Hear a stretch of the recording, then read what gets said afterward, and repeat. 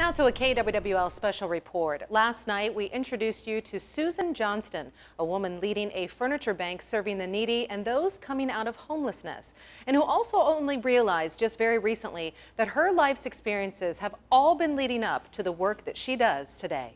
KWWL's Michelle White has more. We continue now with Susan's story. We started in Decorah, where she was placed into foster care. Tonight, we pick up in Des Moines, where she was adopted by a family. Susan came to this house in Des Moines when she was 3 years old. Paul and Louise Blakely adopted her and her sister Dana, who was 1 year older. Tree back there, I built a tree house in. I had a rope also hanging from a branch, because then I'd Tarzan down. She had a normal childhood here for a few years. Her mother nurtured her and taught her important life lessons. Mom was pretty wise. She's a good mama. And she's holding me as I'm crying. And when I start to, breathing again, she goes, "Sweetheart, it's just your turn. Remember what this feels like when it's someone else's turn." Still, there was pain. She watched her father drink too much, and both of her parents had health problems.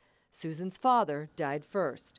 One day, her life of nurturing, stability, and normalcy was upended, just as she was growing into young womanhood. Mom was put into a nursing home.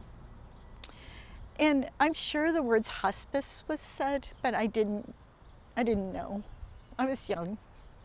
And I had to pack a bag and we went to the Miller's house. So to foster, just like that. Susan was 14 years old when her mother died. Susan and Dana went back into foster care, but continued attending the same school. The trauma left her grasping for comfort and a familiar routine. A few times, instead of walking home to foster, I walked home here and I got the mail. I did the normal things that I used to do, and it would be the Flintstones was on. And then I would walk back to foster care. Susan's adopted sister was older and married. She took Susan and Dana into her home in Ames. Again, trauma was close behind her. I was a selfish teenage girl going through hell, and she was trying to have a family. There were times that I'd come home high or drunk, and I'd end up in my car. I'd end up at a friend's house, and once I graduated, I was just asked to leave. I couch surfed for a while. She moved to a small apartment around the corner, began working in a diner, met her future husband, and prepared to welcome her first child. She was like my comfort when all hell was breaking loose everywhere else. Keith was what you would call today as a functional alcoholic.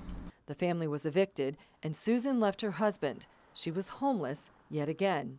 That's when the woman who would later pass the baton to Susan for the clothing giveaway took in Susan and her children. An ironic twist in her story is that Central Furniture Rescue, since its inception, has been on the brink of homelessness. I am no better off than some of the people we serve. I am always a phone call away from a 60-day notice. She got another notice that she needs to move by the end of September. I just want permanency. It's almost funny, Michelle. It's almost funny because it's just like, okay, everything's going to be okay. It's fine. Everything's okay. Which is what your mom always told you when you were little. Mm-hmm. Those words from Susan's mother became Susan's mantra in her life, with her family, and in her work. Susan's work with Central Furniture Rescue was serendipitously placed into her lap, but her journey forged her life's mission. Susan says her story is not one of sadness, but of redemption and purpose, a life's mission. Michelle White, News 7, KWWL. All right, Michelle, thank you. Now, Central Furniture Rescue has actually helped nearly 2,100 people in more than 900 households. In less than just 3 years, they have given away nearly $350,000 worth of secondhand furniture. We do want to mention, though, a couple nights ago, the furniture store was the victim of a burglary after moving into their new building. They say 3 laptops, 2 cell phones, and other electronics for volunteers were all stolen. They are asking for donations at this time to help cover the cost for those items. And tonight was the second part of a 2-part special. If you would like to watch part 1 of Susan's story, you can do so by visiting our website, kwwl.com.